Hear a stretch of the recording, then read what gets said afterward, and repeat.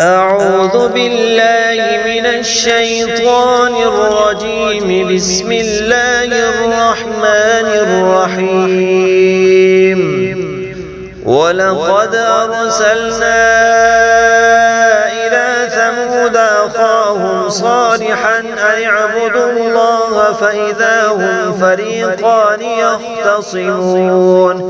قال يا قوم لم تستعجلون بالسيئة قبل الحسنة لولا تستغفرون الله لعلكم ترحمون.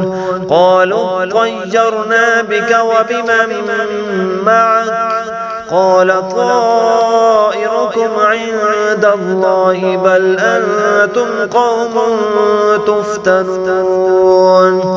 وكان في المدينة 9 رهط يفسدون في الأرض ولا يصلحون.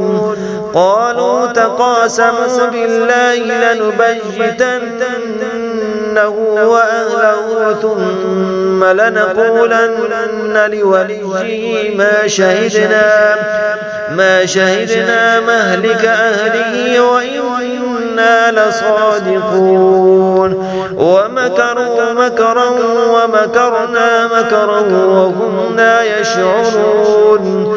فانظر كيف كان عاقبة مكرهم أنا دمرناهم وقومهم أجمعين. فتلك بيوتهم خاوية بما ظلموا إن في ذلك لآية لقوم يعلمون.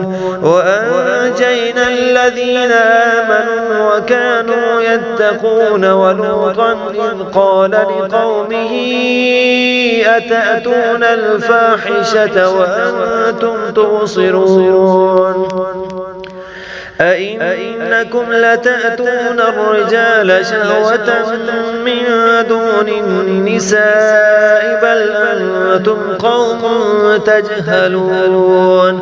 فما كان جواب قومه إلا أن قالوا أخرجوا آل لوط من قريتكم إنهم أناس يتطهرون.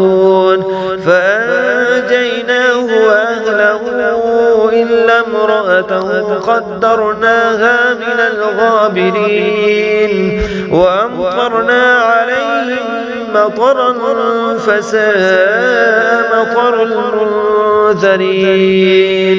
قل الحمد لله وسلام على عباده الذين اصطفى